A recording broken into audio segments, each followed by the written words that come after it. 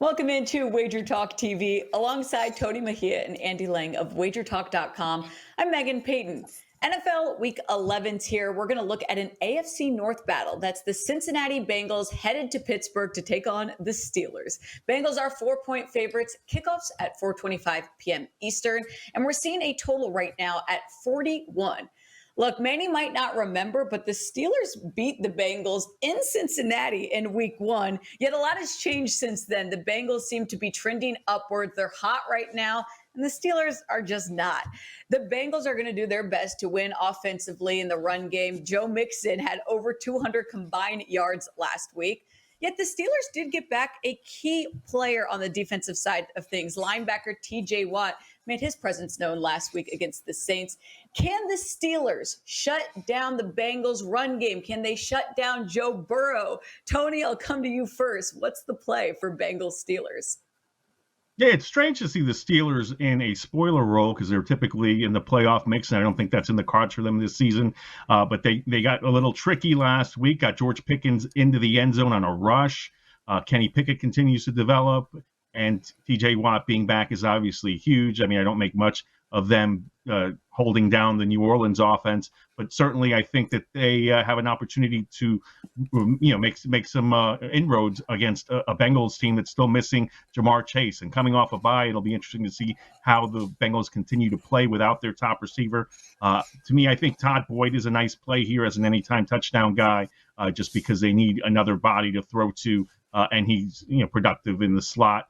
The Bengals, they still have a lot to prove. They're still on the outside looking in the playoff picture because the bottom of the AFC is so tight in terms of 5 and 4 teams. So trying to stay afloat without Ja'Marr Chase, this is a very dangerous spot in Pittsburgh against a team that doesn't like them at all and really has nothing to lose. So I'm going to stay away from the laying the points on the road, and I really don't want to take them with Pittsburgh considering they have very little to play for. So the Boyd play will be the only one I'll make.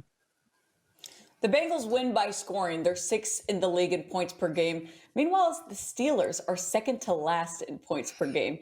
Andy, any player props or props at all that you're going to look at for Steelers-Bengals? Yeah, with TJ Watt back. Yeah, I'll take Mixon under 200 yards total. I don't think he's going to see that kind of success this week.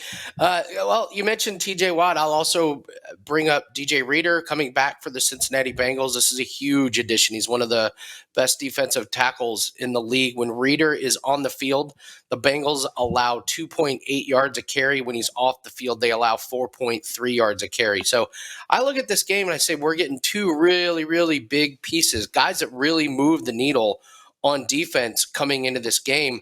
I'm going to go with the first quarter under 7.5. I like this total at 7.5. I would stay off of it at 7. You need a touchdown and a field goal. I just don't see a lot of points early in this game. It's going to be very cold. These are typically low scoring games between these two. Without Ja'Marr Chase, I don't know if they're going to be able to stretch the field for big explosive plays. So I see kind of a clunky start to this game. I see TJ Watt and DJ Reader being big additions. So I don't see a lot of points. I'll take the first quarter under as my play in this one. Bengals sit at 5-4, Steelers at 3-6. A classic AFC North battle. Great stuff as always. We thank you, Andy. We thank you, Tony. More from them on wagertalk.com. But make sure you head to Twitter right now. Go follow Andy at Bump Sports and Tony's at Mejia Dinero. We have more stuff here at Wager Talk, so stay with us as we continue to preview NFL Week 11. Welcome into Wager Talk TV alongside Tony Mejia and Andy Lang of WagerTalk.com. I'm Megan Payton. NFL Week 11's here. We're looking at an AFC East battle. That's the New York Jets in New England taking on the Patriots. Patriots -3 favorites, total 38, and the kickoffs at 1 p.m. Eastern. Guys, the Patriots 2 weeks ago beat the Jets in New York. Now, these are both defensive teams. They're going to rely on shutting each other out in the run game. I think that we're going to see the Patriots and the Jets force Mac Jones and force Zach Wilson to have big games in the past. That's how they're going to try to strategize winning. The AFC East is pretty open right now. Jets in second place, yet the Patriots in last with a 5-4 record. Andy, what are you looking at for Jets versus Patriots? Well, I'm interested to see if the books put out Zach Wilson to throw one or two interceptions. He's played the Patriots 3 times. One game he got hurt early on, only played a few snaps. The other 2 games against the Patriots and Bill Belichick, he's thrown 3 interceptions and 4 interceptions. So it's not gone well for him. Belichick loves feasting on this guy. So if the books put out 1.5 interceptions at plus money, it may be worth a shot. I also am going to look at the under 17.5 points for the Jets. From 2016 till now, the Jets have scored over 17 points against New England one time. This is just a Jets team that has been dominated by New England. And New England, they had that game where they just got run all over by Chicago. But look at some of the point totals that they've given up. 3 against the Colts, 17 against the Jets, Browns 15. They shut out the Lions. So I wouldn't overreact to that Chicago Bears game. It seems to be a little bit of an outlier. So when I'm looking at this game, I'm looking at the Patriots defense to turn the ball over from Zach Wilson and to really limit the points. So look at the under team total for the Jets for me is my favorite prop in this one. Both the Patriots and the Jets are below average in essentially every offensive statistical measure. Tony, I'm liking the under 38. What are you looking at for Jets versus Patriots? I wouldn't talk you off that. I mean, both teams coming off a bye and playing well. Patriots have won 4 out of 5. Jets have won 5 out of 6 and rallied to beat Buffalo in a result that really few people saw coming. And I think it hurt the Bills to miss that first half field goal. And then in the second half, the Jets did what they needed to do in terms of really showing that they can step up to the plate and knock off a high-profile opponent. And this is a tough matchup for them coming out of a bye, going into a place that's been a house of horrors for them. And I think they have the biggest injury question mark out of these 2 teams, with Sheldon Rankin, probably missing this game.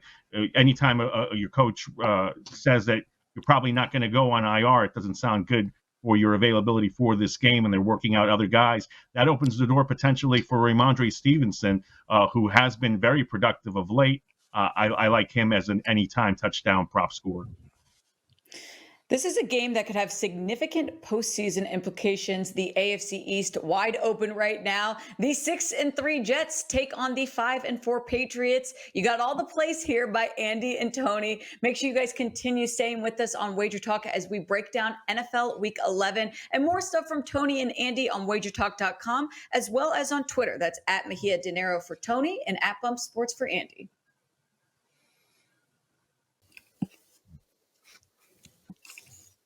Welcome into Wager Talk TV alongside Tony Mejia and Andy Lang of wagertalk.com. I'm Megan Payton. The Philadelphia Eagles will head to Indianapolis to take on the Colts. Total 44. Eagles are a 7-point favorite. Kickoff at 1 p.m. Eastern. Eagles got their first loss of the season last week, and the Colts got their first win with new interim head coach Jeff Saturday. The Eagles are going to need to get a better run defense going up against the Colts. I'm looking at a matchup of running back Jonathan Taylor and the Colts O-line against the Eagles front 7. That's why Philly lost last week to the Commanders. They couldn't stop the run. I think Jonathan Taylor might be one of the best backs in the league. There's not much of an argument there. Can he alone be a win for this Colts team? Andy, I'll come to you first. Any player props or anything you're looking at for Eagles-Colts? Yeah, you certainly touched on one. The Eagles really struggling to stop the run, 154.8 yards a game rushing, average of the last 3 games. So the Colts are going to run the ball a lot. Jonathan Taylor over his rushing certainly is going to be a popular play. I would also look at the other side of the ball. The Colts have allowed, and they're tied with the Tennessee Titans right now, the last 3 games. They're only allowing 3 yards a carry. Teams are only averaging 81 yards a game rushing against them. So this rush defense has stepped up. I would look to Miles Sanders under his rushing. This is an Eagles team that kind of splits up the load at times. Jalen Hurts gets involved. They're not just that workhorse one back type of team. And so going up against a really good Colts run defense, I would look at Miles Sanders under. But as somebody that lives in Indianapolis and follows this team, I was screaming to the hilltops for everybody last week to take Devontae Adams over everything. because I know this Colts secondary, and they cannot stop really good wide receivers. They're not used to playing them. They played in a division with Houston, with Jacksonville, and with Tennessee. And when you get a big, talented wide receiver like Devontae Adams, he just lights them up. He had 14 targets, 9 catches, 126 yards, and a touchdown last week, easily hitting all of his props. I would look at A.J. Brown to have a big week. He tweaked his ankle. We're recording this on Wednesday. He said his ankle was fine. He's just going to sit out a couple days of practice, and he should be good to go for Sunday. But this is going to be a Stephon Gilmore versus A.J. Brown, and this is not the Gilmore from years past. This is a secondary that is going to give up a lot of passing yards. Take A.J. Brown over is my favorite player prop in this game. This is a big test for the Eagles. How do they respond to adversity coming off their first loss?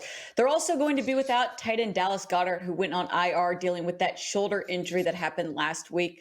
Tony, what's the play here for Eagles versus Colts? Well, I love what Andy's saying about A.J. Brown, especially coming off such a bad game. I mean, he had 1 catch, and then after the game, he was smiling in the locker room saying, look, I'm not the guy that's going to get upset. But the Eagles have certainly been, resting on their laurels of late. They let the Texans hang around far longer than they should, and that was Dameon Pierce running all over them. And then last week, obviously, not being able to stop the run-in, and it didn't help that Darius Slay played a poor game in pass coverage. So the Eagles coming back down to earth a little bit. I like the Brown play. Like I said, I think he finds the end zone. And I think we need to be cognizant of the fact that Kwity Paye, DeForest Buckner, and Yannick Ngakoue all either did not practice or light practices to begin this week for the Colts defensive line. So that may be an issue for them. And since we expect Brown to have a big game and potentially Devontae Smith, who also is early on the injured list, but should probably play in this game, maybe we get points in this game, and maybe this ends up being a higher scoring game than expected. Certainly, the Eagles can put points up on the board.